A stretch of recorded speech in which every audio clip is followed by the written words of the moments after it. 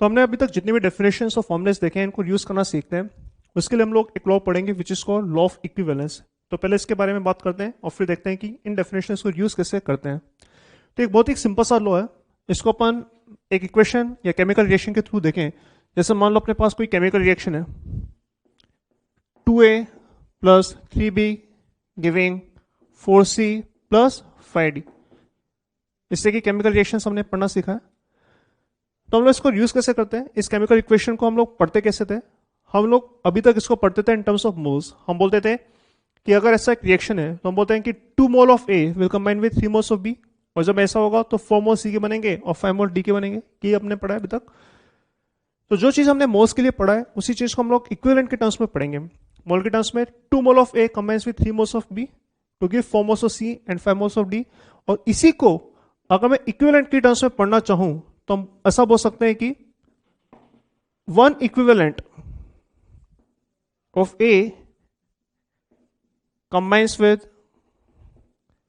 1 equivalent of B to give 1 equivalent of C and 1 equivalent of D। और यही आपका law of equivalence होता है। लॉ ऑफ इक्विवेलेंस होता है इसका मतलब कि जितने इक्विवेलेंट A के होंगे उतने इक्विवेलेंट B के भी यूज होंगे। अगर A के अगर 5 इक्विवेलेंट कंज्यूम होते हैं तो B के भी 5 इक्विवेलेंट कंज्यूम होंगे और C और D के भी 5-5 इक्विवेलेंट बनेंगे।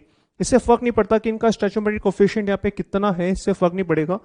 इररिस्पेक्टिव ऑफ स्टैचोमेट्रिक कोफिशिएंट हम ऐसा बोल सकते हैं कि जितने इक्विवेलेंट इसके कंज्यूम होंगे उतने इक्विवेलेंट इसके कंज्यूम होंगे, उतने इक्विवेलेंट इसके बनेंगे और उतने इसके बनेंगे। तो अगर इसका 1 इक्विवेलेंट कंज्यूम हो रहा है तो इसका भी 1 इक्विवेलेंट कंज्यूम होगा, इसका 1 इक्विवेलेंट बनेगा और इसका भी 1 इक्विवेलेंट बनेगा। आप सोचें ऐसा क्यों हो रहा है। तो इसको समझने के लिए, इसकी फील आने के लिए एक रिडॉक्स रिएक्शन का एग्जांपल अपन ले सकते हैं। जैसे मान लेते हैं ये रिडॉक्स रिएक्शन ही है, ये इलेक्ट्रॉन लूज कर रहा है और ये इलेक्ट्रॉन गेन कर रहा है। अब ये तो सीधी सी बात है कि जितने इलेक्ट्रॉन ये लूज करेगा उतने इलेक्ट्रॉन गेन करेगा, राइट। तो मान लेते हैं कि ये compound A 5 mole electron lose कर रहा है। तो अगर ये 5 मोल इलेक्ट्रॉन लूज करेगा तो कंपाउंड B 5 मोल इलेक्ट्रॉन गेन करेगा। तो अगर ये 5 मोल इलेक्ट्रॉन लूज कर रहा है तो हम बोल सकते हैं कि इसको इक्विवेलेंट होंगे वो 5 होंगे, क्योंकि जितने मोल इलेक्ट्रॉन आप लूज करते हैं उतने इक्विवेलेंट होते हैं। तो अगर ये 5 मोल इलेक्ट्रॉन लूज करेगा तो इसके 5 इक्विवेलेंट होंगे। अगर ये 5 मोल इलेक्ट्रॉन गेन करेगा तो इसके इक्विवेलेंट भी 5 होंगे। तो इसके इक्विवेलेंट कितने थे? 5 जो कंज्यूम हो रहे हैं, और इसके जो कंज्यूम हो रहे हैं वो भी कितने हैं? 5, क्योंकि जितने मोल इलेक्ट्रॉन ये लूज कर रहा है उतने मोल इलेक्ट्रॉन ये गेन कर रहा है। तो जितने इक्विवेलेंट इसके कंज्यूम होंगे उतने इक्विवेलेंट इसके भी कंज्यूम होंगे, और ऐसा ही हम लोग आगे भी बोल सकते हैं। तो आई थिंक सो ये फील आ रहा होगा आपको कि जितने मोल इलेक्ट्रॉन ये लूज करेगा उतने गेन करेगा। तो जितने इक्विवेलेंट ये कंज्यूम होंगे उतने इक्विवेलेंट इसके कंज्यूम होंगे। अगर 5 मोल इलेक्ट्रॉन लूज कर रहा है तो 5 इक्विवेलेंट कंज्यूम हो रहे हैं। अगर 5 मोल इलेक्ट्रॉन गेन कर रहा है तो अगेन इसके 5 इक्विवेलेंट कंज्यूम हो रहे हैं। तो सेम नंबर ऑफ इक्विवेलेंट आपके यहाँ पे कंज्यूम होते हैं। तो फायदा क्या होगा? फायदा ये है कि हमें रिएक्शन की स्टैचोमेट्री से मतलब ही नहीं है। यहाँ पे 2 है, 3 है, 4 है, 5 है, से कोई फर्क नहीं पड़ता। Irrespective of the stoichiometric coefficient हम बोल सकते हैं कि जितने इक्विवेलेंट इसके कंज्यूम होंगे उतने इक्विवेलेंट कंज्यूम इसके होंगे, उतने इक्विवेलेंट इसके बनेंगे, उतने इक्विवेलेंट इसके बनेंगे। और ये कहलाता है आपका लॉ ऑफ इक्विवेलेंस। और ये लॉ ऑफ इक्विवेलेंस को यूज कर हम लोग मोल कॉन्सेप्ट में जितने भी हमने सवाल करे थे स्टैचोमेट्री के वापस कर सकते हैं। यही एक्चुअली फायदा होता है इक्विवेलेंट कॉन्सेप्ट का, कि अगर अपने पास कोई केमिकल रिएक्शन है तो हम लोग डायरेक्टली बिना रिएक्शन बैलेंसिंग के भी ये सारे सवाल कर सकते हैं। तो कैसे यूज करते हैं इसको, कैसे हम लोग देखते हैं, एक एक करके अपन सवाल देखेंगे। अच्छा, ये जो मैं लॉ ऑफ इक्विवेलेंस बता रहा हूं ये सिर्फ रिडॉक्स रिएक्शन के वैलिड नहीं है, ये एसिड बेस न्यूट्रलाइजेशन के लिए भी वैलिड है। अगर मान लो ये एसिड होता, ये बेस होता, तो भी हम लोग बोल सकते हैं कि भाई जितने इक्विवेलेंट इसके होंगे कंज्यूम उतने इक्विवेलेंट इसके कंज्यूम होंगे। या अगर कोई एक जनरल केमिकल रिएक्शन है तो भी हम लोग ये बोल सकते हैं this is true for any general chemical reaction, कि जितने इक्विवेलेंट इसके कंज्यूम होते हैं उतने इक्विवेलेंट इसके कंज्यूम होंगे। चाहे रिएक्शन आपका रिडॉक्स हो, चाहे रिएक्शन आपका एसिड बेस हो, इससे फर्क नहीं पड़ता है। तो आइए हम लोग कुछ बेसिक एलिमेंट्री सवाल करते हैं ताकि हम लोग ये कॉन्सेप्ट क्लियरली अंडरस्टूड कर सकें, किस तरह से हम लोग लॉ ऑफ इक्विवेलेंस यूज कर सकते हैं और किस तरह से जो डेफिनेशन हमने पढ़ी है उसको हम लोग यूज करते हैं। आइए देखते हैं। तो कुछ एग्जांपल्स की हम बात करते हैं जो हमने अभी पढ़ा, उसके बेसिस पर सॉल्व करते हैं। तो लेट्स से इस तरह स्टार्ट करते हैं। Determine weight of NaOH required to completely neutralise 2 mole sulphuric acid. तो हमारे पास एक केमिकल रिएक्शन है, एसिड बेस न्यूट्रलाइजेशन हम बोल सकते हैं। NaOH आपका न्यूट्रलाइज हो रहा है, सल्फ्यूरिक एसिड को कर रहा है। तो हमें बताना है कि कितना वेट NaOH न्यूट्रलाइज करेगा 2 मोल सल्फ्यूरिक एसिड को। तो इस तरह के सवाल हमने करे मोल कॉन्सेप्ट में। अब इसी को हम लोग करेंगे यूजिंग इक्विवेलेंट कॉन्सेप्ट। तो सल्फ्यूरिक एसिड NaOH को न्यूट्रलाइज करता है, या NaOH सल्फ्यूरिक एसिड को न्यूट्रलाइज करता है, और न्यूट्रलाइज करके बनाता है आपका सोडियम सल्फेट एंड वाटर। अब इस केस में मैं इस रिएक्शन को बैलेंस नहीं कर रहा हूं। आमतौर पे हम लोग इस सवाल को करते कैसे हैं, आप रिएक्शन को बैलेंस करते हैं और फिर स्टोइचियोमेट्रिक कोएफिशिएंट को यूज करते हुए आप इसको सॉल्व कर सकते हैं। बट यहाँ पे हम लोग लॉ ऑफ इक्विवेलेंस यूज करेंगे। तो लॉ ऑफ इक्विवेलेंस क्या बोलेगा? लॉ ऑफ इक्विवेलेंस बोलेगा कि भाई जितने मिलिक्विवेलेंट या जितने इक्विवेलेंट NaOH के कंज्यूम होंगे उतने इक्विवेलेंट सल्फ्यूरिक एसिड के कंज्यूम होंगे, राइट? और उतने इक्विवेलेंट इसकी भी बनेंगे और उतने इक्विवेलेंट इसकी भी बनेंगे। तो एज पर लॉ ऑफ इक्विवेलेंस हम बोल सकते हैं कि जितने इक्विवेलेंट सल्फ्यूरिक एसिड के कंज्यूम होंगे उतने ही इक्विवेलेंट NaOH के भी कंज्यूम होंगे, right? This is called law of equivalence. मान लेते हैं कि जो NaOH हम लोग यहां पर यूज कर रहे हैं इसके A मोल्स हैं। NaOH का अगर n फैक्टर देखें तो n फैक्टर 1 आएगा, क्योंकि एसिडिटी 1 होती है इसकी। और सल्फ्यूरिक एसिड का अगर n फैक्टर देखा जाए तो इसका n फैक्टर 2 आता है, क्योंकि इसकी बेसिसिटी 2 होती है। तो इक्विवेलेंट को हम लोग लिखते कैसे हैं? इक्विवेलेंट को हम लोग बोल सकते हैं मोल्स इनटू n फैक्टर, और sulphuric acid will be same as, again equivalents हम लोग लिख सकते हैं moles into n factor of NaOH, और ये वैल्यू सब्स्टिट्यूट कर सकते हैं। तो सल्फ्यूरिक एसिड के मोल्स अपने पास हैं 2, n फैक्टर इसका अगेन 2। NaOH की बात करें तो मोल्स हैं इसके A मोल्स, और n फैक्टर इसका है कितना? 1। That's it. तो आप ये इक्वेट कर सकते हैं, यहां से आपको मिल जाएगा A हो जाएगा आपका 4, मतलब बेसिकली 4 मोल्स NaOH को हम लोग यूज कर रहे हैं। और अगर 4 मोल्स NaOH की यूज करेंगे तो इसके करस्पॉन्डिंग वेट ऑफ NaOH भी निकाल सकते हैं। तो वेट ऑफ NaOH हो जाएगा आपका moles into gram molar mass, तो ये जाएगा आपका 4 इंटू 40, दैट इज 160 ग्राम। आप इसी को मोल कॉन्सेप्ट से करके देखें, आपका सेम आंसर आएगा। तो इक्विवेलेंट कॉन्सेप्ट ऐसा कोई खास विशेष बात हमें नहीं बताता है। जो सवाल आप मोल कॉन्सेप्ट से करते हैं वही सवाल आप इक्विवेलेंट कॉन्सेप्ट से कर सकते हैं, या इक्विवेलेंट कॉन्सेप्ट से जो सवाल करेंगे वो सारे मोल कॉन्सेप्ट से भी हो सकते हैं। सिर्फ यही होता है कि हमें बैलेंसिंग यूज नहीं करनी होती है, बिना बैलेंसिंग के भी हम लोग यहाँ पे काम चला सकते हैं। आइए एग्जाम्पल को देखते हैं। In this problem we need to determine volume of 0.1 molar phosphoric acid which is required to neutralize 100 ml 0.1 molar calcium hydroxide. Again acid base neutralization है, ये बेस है, ये एसिड है, राइट? आप चाहें तो रिएक्शन लिख सकते हैं, वैसे लिखने की भी जरूरत नहीं है, बट लेट्स से मैं रिएक्शन लिख रहा हूं। तो कैल्शियम हाइड्रोक्साइड जो होगा ये कंबाइन करेगा फॉस्फोरिक एसिड के साथ, और जब ऐसा होता है तो कंबाइन कर देता है आपको कैल्शियम फॉस्फेट। कैल्शियम फॉस्फेट का फॉर्मूला होगा Ca3PO4 whole twice plus water. अब हो सकता है शायद किसी को पता नहीं हो कि कैल्शियम फॉस्फेट बन रहा है, हालांकि ये पता होना चाहिए हमें, है ना, क्योंकि हमने सब पढ़ा ही सब। बट लेट्स से हमें इसकी जरूरत नहीं पड़ेगी कि कैल्शियम फॉस्फेट बन रहा है या पानी बन रहा है, इससे हमें फर्क नहीं पड़ेगा। हमें मालूम होना चाहिए कि ये दोनों कंबाइन कर रहे हैं आपस में, और अगर ये दोनों आपस में कंबाइन कर रहे हैं तो जितने इक्विवेलेंट इसके कंबाइन होंगे उतने इक्विवेलेंट इसके कंबाइन होंगे, या जितने मिल इक्विवेलेंट इसके यूज होंगे उतने मिल इक्विवेलेंट इसके भी यूज होंगे। तो एज पर लॉ ऑफ इक्विवेलेंस हम बोल सकते हैं कि जितने मिल इक्विवेलेंट आप कैल्शियम हाइड्रोक्साइड के कंज्यूम करोगे उतने ही मिल इक्विवेलेंट्स कंज्यूम होंगे किसके? फॉस्फोरिक एसिड के, विच इज H3PO4। तो जितने मिल इक्विवेलेंट्स कैल्शियम हाइड्रोक्साइड के उतने मिल इक्विवेलेंट फॉस्फोरिक एसिड के। तो मिल इक्विवेलेंट्स ऑफ कैल्शियम हाइड्रोक्साइड होगा कितना? 100 ml इंटू 0.1 मोलर। अगर आप डायरेक्टली यहाँ पे मल्टीप्लाई करें दिस इंटू दिस, तो आप बोल सकते हैं कि जो आपको मिलीमोल्स मिलेंगे कैल्शियम हाइड्रोक्साइड के वो 100 इंटू 0.1 होंगे, जो कि हो जाएंगे 10। आप चाहें तो ऐसे लिख सकते हैं या फिर ऐसे लिख सकते हैं, ठीक है। मिल इक्विवेलेंट को आप लिख सकते हैं as millimoles into n factor of calcium hydroxide. This is milli equivalents, sorry milli equivalents को आप लिख सकते हैं millimoles into n factor of phosphoric acid. Phosphoric acid का n फैक्टर 3 होता है, कैल्शियम हाइड्रोक्साइड का n फैक्टर 2 होता है। और मिलीमोल्स मिलेंगे कैसे? तो 100 ml 0.1 मोलर, तो मिलीमोल्स इसके हैं 10, तो मिलीमोल्स है 10 इंटू n फैक्टर इसका होता है 2। फॉस्फोरिक एसिड इसका वॉल्यूम अगर मैं VmL मान लूं, तो वॉल्यूम अगर V मान लेते हैं और मोलरिटी अगर 0.1 है, तो मैं बोल सकता हूं कि 0.1 इंटू V ये आपको क्या दे देगा, मिलीमोल्स। ध्यान रखना मैं क्या मान रहा हूँ, मैं एज्यूम कर रहा हूँ कि जो वॉल्यूम है, लेट्स से वॉल्यूम आपका वी एम एल है, तो वॉल्यूम अगर वी एम एल है तो V M L into 0.1 into V, ये आपको दे देगा मिलीमोल्स, और इसका एन फैक्टर आपका है 3। तो ये आपकी इक्वेशन बन चुकी है। तो ऐसा आप सिंपली देख सकते हैं, ये हो जाएगा आपका वी आ जाएगा आपका 20/0.3 और वी कैन से 200/3 ml।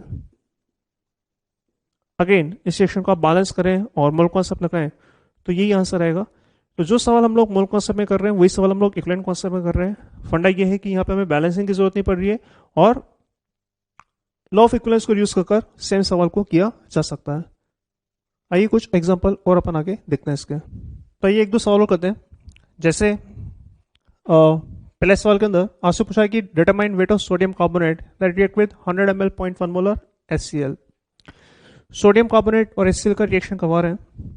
तो रिएक्शन होता क्या है, सोडियम कार्बोनेट जो होगा वो HCl के साथ रिएक्ट करेगा। जो कार्बोनेट होता है वो H+ एक्सेप्ट करता है, आपने पढ़ा होगा लोअर स्टैंडर्ड्स के अंदर भी, जो कार्बोनेट आयन होता है CO3 वो H+ एक्सेप्ट करता है ताकि वो कार्बोनिक एसिड बना सके। तो कार्बोनिक एसिड बनाता है H2CO3 और साथ में बनेगा आपका NaCl। वो अलग बात है कि ये कार्बोनिक एसिड फर्दर टूट कर आपको पानी और CO2 गैस दे देता है ना। तो किसी भी कार्बोनेट में जब आप एसिड डालते हैं तो CO2 गैस इवॉल्व होता है। इसका प्रोसेस ये होता है कि जो सोडियम कार्बोनेट होगा या कार्बोनेट होगा वो एसिड से H+ एक्सेप्ट करता है। तो कार्बोनेट H+ एक्सेप्ट करके पहले बनाता है कार्बोनिक एसिड और वो इवेंचुअली टूट कर आपको देता है CO2 गैस एंड वाटर। तो इस तरह का रिएक्शन हो रहा होगा और हमसे पूछा रहा है कि कितना वेट सोडियम कार्बोनेट का यूज होगा ताकि 100 ml 0.1 मोलर HCl आप न्यूट्रलाइज कर सकें। तो सबसे पहले तो हमें ये बात मालूम होनी चाहिए जो हमने अभी डिस्कस किया कि कार्बोनेट H+ एक्सेप्ट करकर कार्बोनिक एसिड बनाता है और फिर H2 और CO2 रिलीज करता है। तो इसके बेसिस पे आप ये बोल सकते हैं कि इसका जो एंड फैक्टर होगा ये 2 होगा। यहाँ पे कार्बोनेट बेस जैसे बिहेव कर रहा है। बेस जैसे बिहेव क्यों कर रहा है, क्योंकि ये जो कार्बोनेट होगा वो H+ गेन कर रहा है। ये जो कार्बोनेट है वो H+ गेन कर रहा है। और जैसे हमने डिस्कस किया था कि किसी बेस का एंड फैक्टर क्या होता है कि कितने H+ वो गेन करता है, कितने OH- वो रिलीज कर रहा है। OH- वो रिलीज नहीं कर रहा है पर H+ जरूर गेन कर रहा है। तो ये कार्बोनेट यहाँ पे 2 H+ गेन कर रहा है। आप देख सकते हैं एक कार्बोनेट 2 H+ गेन करेगा। तो अगर एक कार्बोनेट 2 H+ गेन करेगा इसका मतलब सिंस ये 2 H+ गेन कर रहा है इसका एंड फैक्टर हम बोल सकते हैं 2। ध्यान रखना एंड फैक्टर 2 क्यों है, क्योंकि ये कार्बोनेट 2 H+ गेन कर रहा है। HCl का एंड फैक्टर डेफिनेटली आप बोल सकते हैं कितना होगा, 1 ही होगा, राइट। कार्बोनेट का एंड फैक्टर 2 था क्योंकि वो 2 H+ गेन कर रहा है। HCl का एंड फैक्टर 1 होगा क्योंकि वो 1 H+ लूज कर सकता है। और अगेन हम क्या कर सकते हैं, एज पर लॉ ऑफ इक्विवेलेंस या इक्विवेलेंस हम लोग बोल सकते हैं कि जितने इक्विवेलेंट इसके होंगे उतने इक्विवेलेंट इसके होंगे, या जितने मिल इक्विवेलेंट इसके होंगे उतने मिल इक्विवेलेंट इसके होंगे। तो अगर मैं मान लूं कि इसके A मिलीमोल्स हैं जो कि यूज हो रहे हैं तो हम बोल सकते हैं कि एज पर law of equivalence milli equivalent of sodium carbonate जो होंगे उतने ही मिल इक्विवेलेंट आपके HCl के भी यूज होंगे। इसके मिल इक्विवेलेंट होंगे किससे, मिलीमोल से A और एंड फैक्टर है 2। तो millimoles multiply by and factor ये आपको मिल इक्विवेलेंट दे देगा। मैं डायरेक्टली लिख रहा हूं milliequivalent can be written as millimoles into n factor. तो मिलीमोल्स आपके A है, एंड फैक्टर आपका 2 है, तो मल्टीप्लाई करके आपको मिल इक्विवेलेंट मिलेगा। जहां तक HCl की बात है 100 ml 0.1 मोलर, तो वॉल्यूम इनटू मोलरिटी डायरेक्टली आपको मिलीमोल्स से देगा। तो मिलीमोल्स हो जाएंगे दिस इनटू दिस 100 इनटू 0.1 मतलब मिलीमोल्स होंगे आपके 10, ये मिलीमोल्स है। और एंड फैक्टर होगा इसका 1। बस इतना ही करना था। तो यहां से आप देख सकते हैं कि A का वैल्यू हो जाएगा 5। अगर A 5 आ चुका है इसका मतलब इसके 5 मिलीमोल्स आ चुके हैं। तो हम बोल सकते हैं कि जो मोल्स होंगे सोडियम कार्बोनेट के वो कितने होंगे, तो अगर मिलीमोल्स 5 है तो मोल्स हो जाएंगे आपके 5/1000। ये तो होगा आपके मोल्स। और अगर मोल्स आ गया तो वेट आ जाएगा।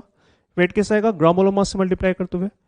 तो वेट और सोडियम कार्बोनेट आ जाएगा आपका 5/1000, ये तो होगा आपके मोल्स, इनटू सोडियम कार्बोनेट का ग्राम मोलर मास आप देख सकते हैं दिस इज 60 + 46, ये हो जाएगा 106।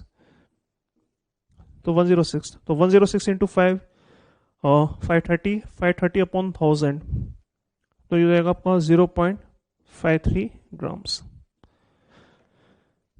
राइट। अगेन आप चाहे तो मोल कॉन्सेप्ट से कर सकते थे, रिएक्शन को बैलेंस करके कर सकते हैं, और सेम सवाल को हम लोग इक्विवेलेंट कॉन्सेप्ट से भी कर सकते हैं। इक्विवेलेंट कॉन्सेप्ट में करने के लिए हमें बस ध्यान होना चाहिए कि एंड फैक्टर क्या होगा, वो हमें अप्रोप्रिएटली कैलकुलेट करना आना चाहिए, तो हम लोग इक्विवेलेंट कॉन्सेप्ट भी यूज कर सकते हैं। आइए थोड़ा डिफरेंट टाइप का सवाल देखते हैं।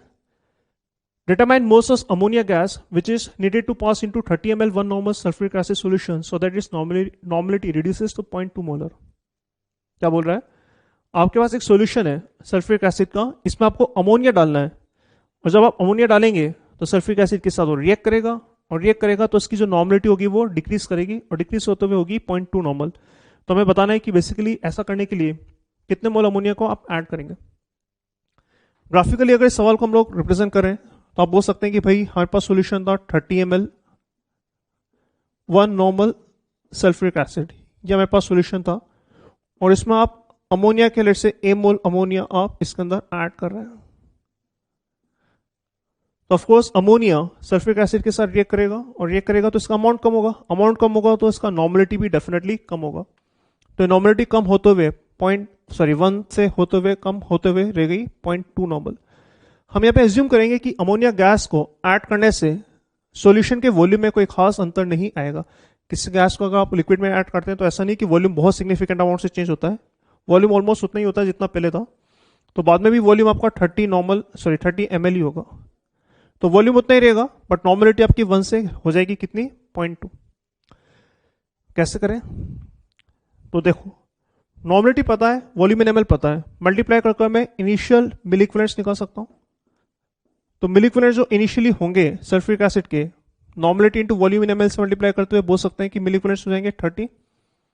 समझ आ रहा है, नॉर्मलिटी को ये फॉर्मुलेस हम लोग बाय हार्ट करेंगे। ये सवाल हम लोग तभी कर सकते हैं जब ये फॉर्मुलेस हमें बाय हार्ट हो। तो अगर आपको ये फॉर्मुले में अगर दिक्कत आ रही है तो पहले फॉर्मुलेस का वापस आप एक कॉपी में लिख सकते हैं, उन फॉर्मुलेस को बाय हार्ट कर सकते हैं। तो नॉर्मलिटी पता है, वॉल्यूम इन ml से मल्टीप्लाई करते हुए आप मिलिक्विलेंट्स लिख सकते हैं, तो इनिशियल मिलिक्विलेंट जाएंगे आपके 30, और अगेन नॉर्मलिटी को वॉल्यूम इन ml से मल्टीप्लाई करते हुए आप फाइनल मिलिक्विलेंट्स लिख सकते हैं। तो फाइनल मिलिक्विलेंट्स जो हो जाएंगे वो जाएंगे आपके दिस इंटू दिस, ये हो जाएंगे 6। तो मिलिक्विलेंट थे आपके पास पहले 30, और मिलिक्विलेंट हो गया आपके पास अब 6। तो अगर 30 से 6 रह गए तो इसका मतलब जो 24 मिलिक्विलेंट्स हैं वो कंज्यूम होंगे, बोल सकते हैं। तो यहाँ पे बोल सकते हैं कि जो सल्फ्यूरिक एसिड होगा इसके जो मिलिक्विलेंट कंज्यूम होंगे 24, और जितने मिलिक्विलेंट कंज्यूम होंगे सल्फ्यूरिक एसिड के उतने मिलिक्विलेंट कंज्यूम होंगे अमोनिया के भी, आया ना। तो एक काम करते हैं, इंस्टेड ऑफ मोल इसको मैं लेट से मिलीमोल्स ले लेता हूँ और फिर मोल्स में कन्वर्ट कर लूंगा। तो यहाँ पे अपन बोल सकते हैं कि जितने मिलिक्विलेंट्स आपके सल्फ्यूरिक एसिड के कंज्यूम होंगे, दिस इज कंज्यूम्ड, उतने ही मिलिक्विलेंट्स आपके कंज्यूम होंगे अमोनिया गैस के भी। तो सल्फ्यूरिक एसिड के जितने मिलिक्विलेंट कंज्यूम, अमोनिया के भी उतने मिलिक्विलेंट कंज्यूम।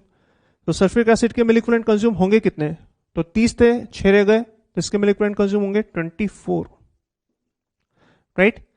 और अगर मैं ए मिलीमोल्स अमोनिया ऐड कर रहा हूं, अमोनिया का एंड फैक्टर कितना होगा, हमने एकदम लेक्चर के स्टार्टिंग में बात किया था, अमोनिया का एंड फैक्टर होता है 1, क्योंकि ये एक H+ गेन कर अमोनियम आयन बनाता है। तो अगर इसके ए मिलीमोल्स है और एंड फैक्टर का 1 है, तो इसके जो मिलिक्विलेंट्स होंगे वो दिस इंटू दिस होगा, ए इंटू 1। तो यहाँ पे हम बोल सकते हैं कि जो ए हो जाएगा वो जाएगा 24। तो मिलीमोल्स ऑफ अमोनिया आपके 24 आ चुके हैं, और अगर मिलीमोल्स ऑफ अमोनिया 24 आ चुके हैं तो हम बोल सकते हैं कि जो मोल्स ऑफ अमोनिया इस प्रोसेस में यूज होंगे वो जाएगा आपका 24 मिलीमोल्स है, तो 24/1000 करते हुए हम लोग यहाँ पे मोल्स ऑफ अमोनिया भी निकाल सकते हैं। तो this is law of equivalence. आप बहुत सारे सवाल इसके ऊपर कर सकते हैं, हम लोग और इसके ऊपर कुछ सवाल लेंगे जिसमें सेम फंडे को यूज करते हुए सवाल सॉल्व करेंगे। तो जो चीजें हम लोग मोल कॉन्सेप्ट में करते हैं वही चीजें हम लोग इक्विवेलेंट कॉन्सेप्ट में कर सकते हैं। डिफरेंस सिर्फ यही होता है, जैसा मैंने आपको डिस्कस किया पहले, कि वहां पर आप रिएक्शन को पहले बैलेंस करते हैं फिर स्टोइचियोमेट्री के फंडे लगाते हैं। यहाँ पे हम लोग रिएक्शन को बैलेंस नहीं करेंगे, तो डायरेक्टली हम लोग क्या कर सकते हैं, इक्विवेलेंट इक्वेट कर सकते हैं। तो जितने इक्विवेलेंट किसी एक कंपाउंड के कंज्यूम होते हैं उतने ही इक्विवेलेंट दूसरे कंपाउंड के भी कंज्यूम होते हैं। This is called law of equivalence, और लॉ ऑफ इक्विवेलेंस को यूज करते हुए आप सारे सवाल कर सकते हैं। तो हमने अभी तक कुछ डेफिनेशंस पढ़ी है, जैसे हमने बात की थी इक्विवेलेंट वेट क्या होता है, इक्विवेलेंट्स क्या होते हैं, या फिर हमने बात की कि नॉर्मलिटी क्या होता है, और फिर हमने लॉ ऑफ इक्विवेलेंस की भी बात की थी। लॉ ऑफ इक्विवेलेंस हमें बताता है कि किस तरीके से केमिकल रिएक्शन को सॉल्व किया जाता है, या जो मोल कॉन्सेप्ट के सवाल है इक्विवेलेंट कॉन्सेप्ट को यूज करके कैसे हमने किए थे वो हमने देखा था। तो ये सब चीजें देख चुके हैं। आइए एक पर्टिकुलर केस की बात करते हैं। This is called titration. Titration एक पर्टिकुलर प्रोसेस होता है जिसमें हमें दो सॉल्यूशन गिवन होते हैं, एक का कंसंट्रेशन में पता करना होता है और एक का कंसंट्रेशन में पता होता है। तो एक ऐसा प्रोसेस होगा जिसमें हम लोग will determine concentration of one solution, एक सॉल्यूशन का कंसंट्रेशन डिटरमाइन करेंगे। कैसे? By using non concentration of another solution. तो दो सॉल्यूशन है, एक का कंसंट्रेशन पता है, एक का पता करना है, और ये जो प्रोसेस होता है इस प्रोसेस को हम बोलते हैं टाइट्रेशन, राइट। तो थोड़ा डिटेल में बात करते हैं। जैसा आप यहाँ पे डायग्राम में देख सकते हैं, आपके पास यहाँ पे बीकर है, बीकर में एक सॉल्यूशन है, और आपके पास यहाँ पे एक लॉन्ग वर्टिकल ट्यूब भी है जिसके अंदर भी सॉल्यूशन है।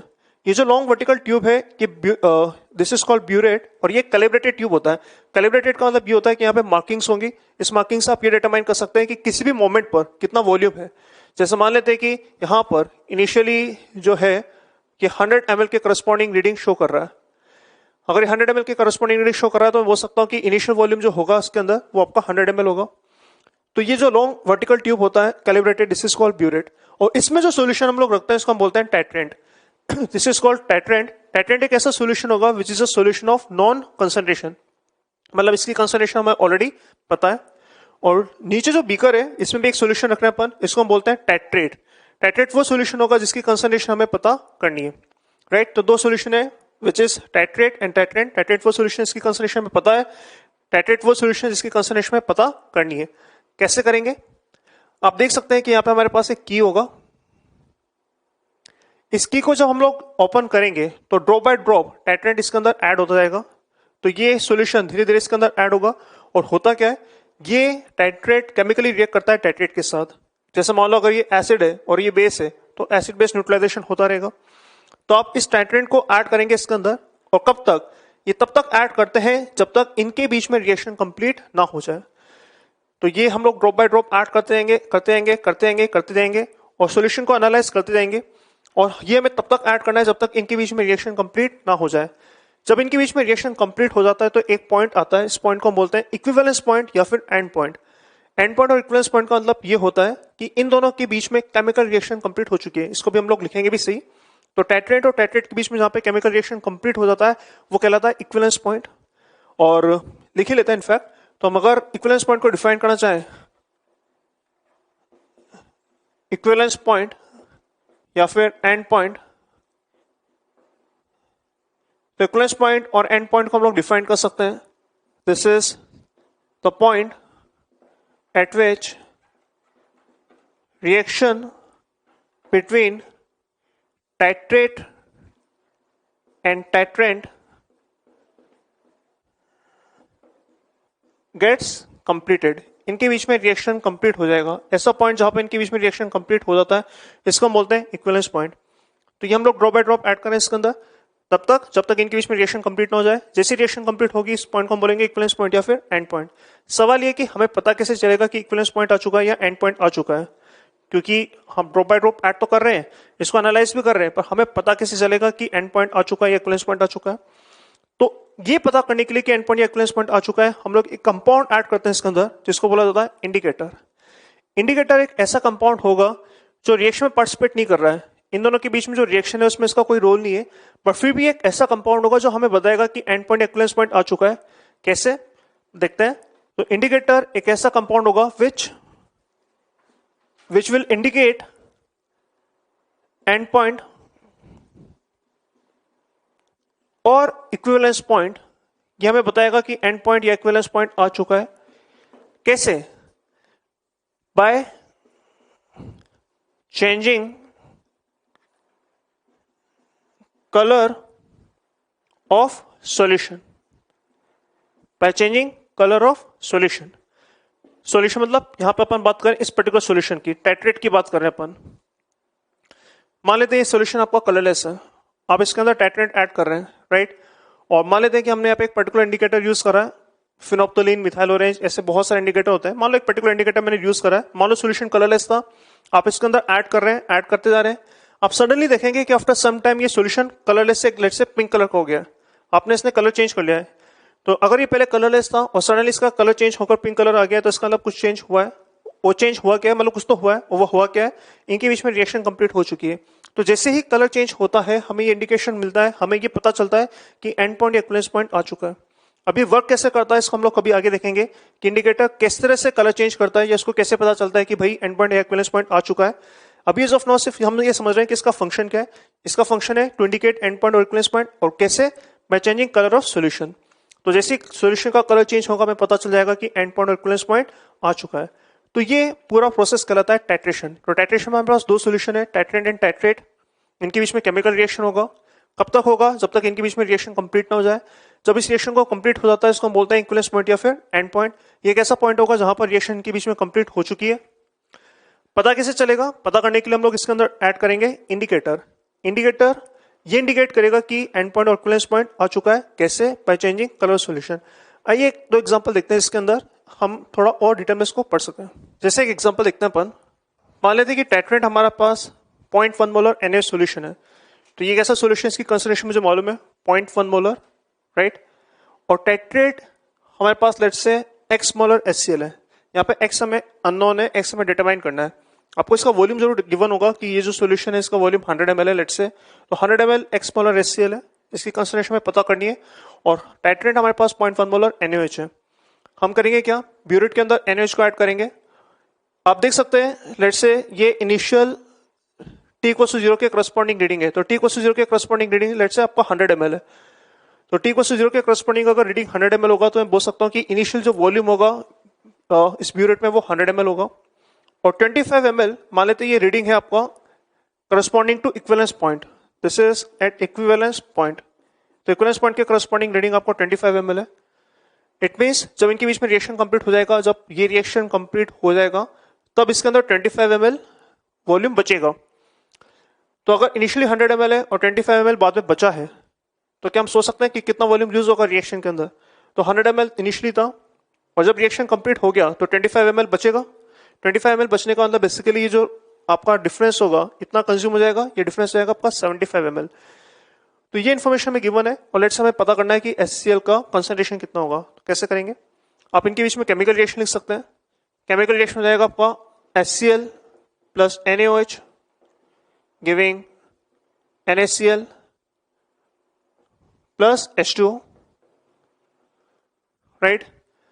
अगर मैं HCl के मिलीमोल्स काउंट करूं तो यहाँ पे इसके मिलीमोल्स रहेंगे 100x in terms of x, volume into molarity आपको मिलीमोल्स देता है। तो HCl के मिलीमोल्स आपके 100x है। जहां तक NaOH की बात करें, आप देख सकते हैं कि 0.1 मोलर इसकी कंसंट्रेशन है। और जैसे भी हमने डिस्कस किया कि इनिशियल रीडिंग्स 100 ml है और बाद में फाइनल रीडिंग्स 25 ml है। इसका मतलब जो इसका वॉल्यूम रिड्यूस होगा, वॉल्यूम ऑफ NaOH जो रिड्यूस होने वाला है ये होगा आपका 75 ml इस प्रोसेस के दौरान।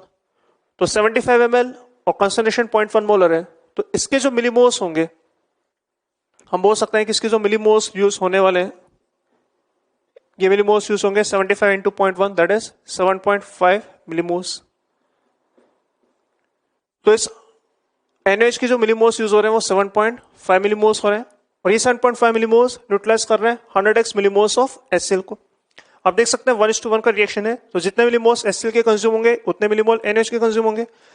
तो अगर इसके 100x मिलीमोल कंज्यूम हो रहे हैं तो इसके 7.5 इसके भी 100x कंज्यूम होंगे जो कि 7.5 के बराबर होंगे। मतलब जितना इसके कंज्यूम होंगे उतने इसके कंज्यूम होंगे, तो दोनों के मिलीमोल आप इक्वेट कर सकते हैं।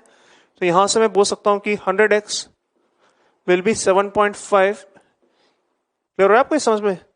हम कर क्या रहे हैं? हम बोल रहे हैं कि इसके जितने मिलीमोल्स हैं, इसके जितने मिलीमोल कंज्यूम होंगे उतने मिलीमोल इसके भी कंज्यूम होंगे जब रिएक्शन कंप्लीट हो जाएगा। तो इसके मिलीमोल जो यूज हो रहे हैं वो 7.5 मिलीमोल्स हैं और इसके जो मिलीमोल्स हैं वो 100x हैं। तो आप इन दोनों को इक्वेट कर सकते हैं क्योंकि दोनों 1:1 के रेशियो में रिएक्ट करते हैं।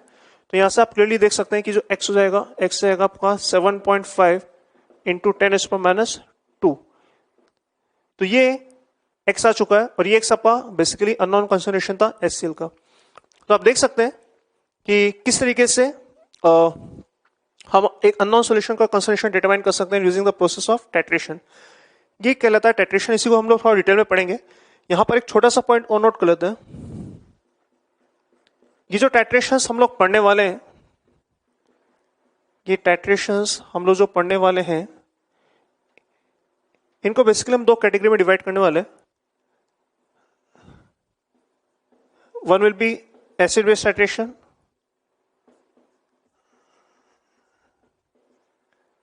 and another will be redox titration.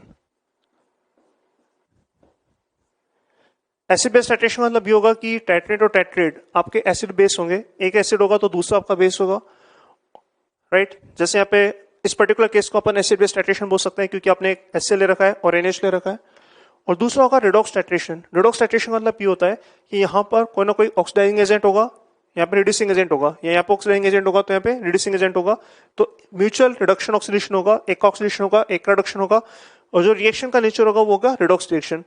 तो अगर नेचर ऑफ रिएक्शन आपका न्यूट्रलाइजेशन है तो इसको हम बोल सकते हैं एसिड बेस टाइट्रेशन, और अगर नेचर ऑफ रिएक्शन आपका रिडॉक्स है तो इसको हम बोल सकते हैं रिडॉक्स टाइट्रेशन। आइए कुछ एग्जांपल की बात करते हैं। तो जैसा भी हमने डिस्कस किया कि टाइट्रेशन को हम लोग क्लासिफाई कर रहे हैं as acid base titration and redox titration. Acid base होगा जिसमें आपका titrate and titrate acid base होंगे और नेचर ऑफ रिएक्शन आपका न्यूट्रलाइजेशन होगा, और रिडॉक्स टाइट्रेशन वो होगा जहाँ पे नेचर ऑफ रिएक्शन आपका रिडॉक्स होगा और टाइट्रेट एंड टाइट्रेट आपके होंगे ऑक्सीडाइजिंग एजेंट या फिर रिड्यूसिंग एजेंट। कुछ एक पॉइंट जिसका हमें पता होना चाहिए वो ये कि जैसे ही इक्विवेलेंस पॉइंट आएगा, इन जनरल इनफैक्ट हम लोग बोल सकते हैं कि एट इक्विवेलेंस पॉइंट, जैसे इक्विवेलेंस पॉइंट आता है आपके बीच में जैसे इक्विवेलेंस पॉइंट आएगा टेट्रेट और टेट्रेट के बीच में केमिकल रिएक्शन कंप्लीट हो जाएगा, और अगर केमिकल रिएक्शन कंप्लीट हो जाएगा तो एज पर लॉ ऑफ मिल इक्विवेलेंस या लॉ ऑफ इक्विवेलेंस हम बोल सकते हैं कि जितने इक्विवेलेंट आपके टेट्रेट के कंज्यूम होंगे उतने ही इक्विवेलेंट आपके टाइट्रेट के भी कंज्यूम होंगे। लास्ट हमने देखा था कि किसी भी केमिकल रिएक्शन के अंदर जितने भी रिएक्टेंट इन्वॉल्व होते हैं सबके same amount of equivalents consume होते हैं। तो अगर मान लो टाइट्रेट के 100 इक्विवेलेंट है तो अगर इसके 100 इक्विवेलेंट कंज्यूम होंगे तो टाइट्रेट के भी 100 ही इक्विवेलेंट कंज्यूम होंगे, तो जितने इक्विवेलेंट इसके कंज्यूम होते हैं उतने इसके इक्विवेलेंट कंज्यूम होते हैं। ये होगा आपका लॉ ऑफ इक्विवेलेंस कब, जब इनके बीच में केमिकल रिएक्शन कंप्लीट हो जाएगा, राइट। क्योंकि same number of equivalent react करते हैं, अगर इसके 100 इक्विवेलेंट है तो इसके 100 इक्विवेलेंट को रिएक्ट करवाने के लिए इसके भी 100 इक्विवेलेंट यूज होंगे। तो अगर रिडॉक्स टाइट्रेशन है तो रिडॉक्स टाइट्रेशन में अपने पास जो टाइट्रेट और टाइट्रेट होगा वो क्या होगा, एक होगा आपका ऑक्सीडाइजिंग एजेंट, मान लेते हैं कि जैसे टाइट्रेट आपका ऑक्सीडाइजिंग एजेंट है, वो मतलब ऑक्सीडाइजिंग एजेंट, और टाइट्रेट अगर आपका लेट्स से रिड्यूसिंग एजेंट है तो इनके बीच में केमिकल रिएक्शन होगा। तो हम बोल सकते हैं कि इक्विवेलेंस पॉइंट पर जितने इक्विवेलेंट ऑक्सीडाइजिंग एजेंट के कंज्यूम होंगे उतने ही इक्विवेलेंट आपके रिड्यूसिंग एजेंट के भी कंज्यूम्ड होंगे। ये सीधी सी बात है, इसमें आई थिंक सो कोई कंफ्यूजन नहीं होना चाहिए। अगर एक केमिकल रिएक्शन हो रहा है तो जितने इक्विवेलेंट इसके कंज्यूम होंगे उतने इक्विवेलेंट कंज्यूम इसके भी होंगे। सिमिलरली अगर अपन एसिड बेस टाइट्रेशन की बात करेंगे तो एसिड बेस टाइट्रेशन के अंदर हम बोल सकते हैं कि अगेन एट इक्विवेलेंस पॉइंट हम ये बोल सकते हैं कि जितने इक्विवेलेंट एसिड के कंज्यूम होंगे उतने ही इक्विवेलेंट आपके कंज्यूम होंगे बेस के।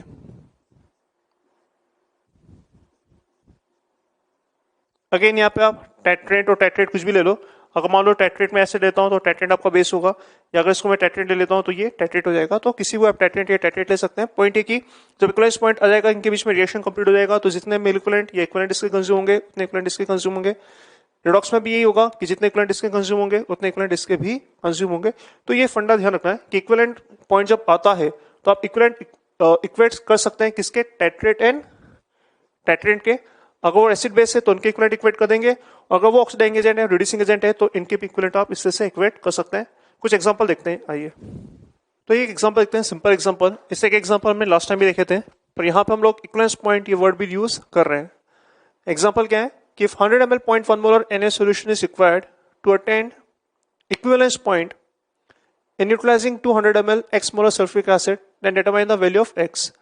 मतलब बेसिकली अपने पास एक सल्फ्यूरिक एसिड का सॉल्यूशन है जिसकी कंसंट्रेशन हमें पता करनी है, राइट। और इसको हम लोग टाइट्रेट कर रहे हैं या टाइट्रेशन करवा रहे हैं किसके साथ, NaOH के साथ। NaOH एक ऐसा सॉल्यूशन होगा जिसका कंसंट्रेशन और वॉल्यूम हमें गिवन है। हमें भी देखा है कि इक्विवेलेंस पॉइंट आने के लिए इसका 100 ml यूज हो जाएगा। तो हमसे पूछा रहा है कि x कितना होगा। तो जैसे इक्विवेलेंस पॉइंट आएगा हम बोल सकते हैं कि इनके बीच में केमिकल रिएक्शन कंप्लीट हो जाएगी, और अगर केमिकल रिएक्शन कंप्लीट हो जाएगी तो बिना केमिकल रिएक्शन लिखे मैं डायरेक्टली बोल सकता हूं कि at equivalence point we can directly say कि जितने मिली इक्विवेलेंट्स सल्फ्यूरिक एसिड के कंज्यूम होंगे उतने ही मिली इक्विवेलेंट्स NaOH के भी कंज्यूम होंगे। एक आपका टेट्रेट होगा, एक टेट्रेट होगा, और जैसे इक्विवेलेंस पॉइंट आएगा इन दोनों के मिली इक्विवेलेंट आप इक्वेट कर सकते हैं या इक्विवेलेंट इक्वेट कर सकते हैं, क्योंकि जितने इक्विवेलेंट इसके कंज्यूम होंगे उतने इक्विवेलेंट इसके भी कंज्यूम होंगे। तो इक्विवेलेंट निकालेंगे कैसे? अगर 200 ml x मोलर है तो यहां पे अपन बोल सकते हैं कि जो मिलीमोल्स होंगे सल्फ्यूरिक एसिड के वो वॉल्यूम इनटू मोलरिटी से मिल जाएंगे, तो ये रहेगा 200x। और इनिशियली अगर NaOH के मिलीमोल्स काउंट करें तो मिलीमोल्स रहेंगे आपके वॉल्यूम इनटू मोलरिटी, ये हो जाएगा आपका 10। NaOH का एन फैक्टर 1 होता है, सल्फ्यूरिक एसिड का एन फैक्टर 2 होता है, राइट। तो मिली इक्विवेलेंट्स जैसे हमने देखा था, मिली इक्विवेलेंट्स हम लोग लिख सकते हैं as millimoles into N factor of sulphuric acid, it will be same as millimoles into N factor of NaOH। Substitute करेंगे वैल्यूज, तो सल्फ्यूरिक एसिड के करस्पॉन्डिंग मिलीमोल्स आपके 200x, एन फैक्टर आपका 2, NaOH के करस्पॉन्डिंग मिलीमोल्स आपके 10, right, और N factor आ जाएगा आपका 1। तो यहां से आप डायरेक्टली देख सकते हैं कि x जाएगा आपका 10/400 या 1/40। तो इससे हम लोग ये सवाल कर सकते हैं। एक छोटा सा पॉइंट ध्यान रखना, यहां पे मैं आपको नोट करवा देता हूं। अगर हम बात करें कि इंडिकेटर कि कौन सा इंडिकेटर हम लोग यूज करते हैं एसिड बेस टाइट्रेशन में, तो remember this, in general for acid base titration, और यहां पे मैं जनरली बात कर रहा हूं strong acid and strong base की। एक ऐसा स्ट्रॉन्ग एसिड मतलब वो होता है जो कि 100% डिसोशिएट कर जाता है, 100% आपका आयनाइज कर जाता है। मतलब जैसे एक मोल HCl अगर लेंगे तो एक मोल HCl टूट का आपको एक मोल H प्लस और एक मोल Cl माइनस दे देगा, ऐसा एसिड कहलाता है स्ट्रॉन्ग एसिड। तो in general for strong acid and strong base मतलब वही जो कंप्लीटली आपका डिसोशिएट कर जाएगा, आयनाइज कर जाएगा। जैसे NaOH आपका एक स्ट्रॉन्ग बेस होता है क्योंकि एक मोल NaOH आपका टूट कर एक मोल Na प्लस और एक मोल OH बना देता है। तो अगर ऐसा है, ऐसे केसेस में जो इंडिकेटर हम लोग यहाँ पे यूज करते हैं, कॉमन इंडिकेटर जो हम लोग यहाँ पे यूज करते हैं, वो इंडिकेटर होते हैं आपके फिनोप्थलीन। आई होप आपने शायद नाम सुना होगा, नहीं सुना तो ध्यान रखना। ये वर्क कैसे करता है ये भी हम लोग पढ़ेंगे आगे आयनिक इक्विलिब्रियम के अंदर, कि ये इंडिकेटर काम कैसे करते हैं, किस तरह से सॉल्यूशन का कलर चेंज करते हैं। बस जस्ट रिमेंबर दिस कि कौन कौन सा इंडिकेटर हम लोग यूज करते हैं। तो यहाँ पे इंडिकेटर आपका फिनोप्थलीन होगा, और हम लोग मिथाइल ऑरेंज भी यूज कर सकते हैं। तो methyl orange and phenolphthalein are the common indicators which are used for titration between strong acid and strong base. जैसे ये जो रिएक्शन है, ये टाइट्रेशन आपका स्ट्रॉन्ग एसिड, सल्फ्यूरिक एसिड एक स्ट्रॉन्ग एसिड होता है और NaOH आपका एक स्ट्रॉन्ग बेस होता है। तो इनके बीच में जो टाइट्रेशन होगा, इसमें इंडिकेशन करने के लिए या इंडिकेट करने के लिए आप इंडिकेटर या तो फिनोप्थलीन यूज कर सकते हैं या फिर मिथाइल ऑरेंज भी यूज कर सकते हैं। तो ये एक एग्जांपल था एसिड बेस टाइट्रेशन का। हम बात करेंगे रिडॉक्स टाइट्रेशंस की। आइए कुछ एग्जांपल देखते हैं।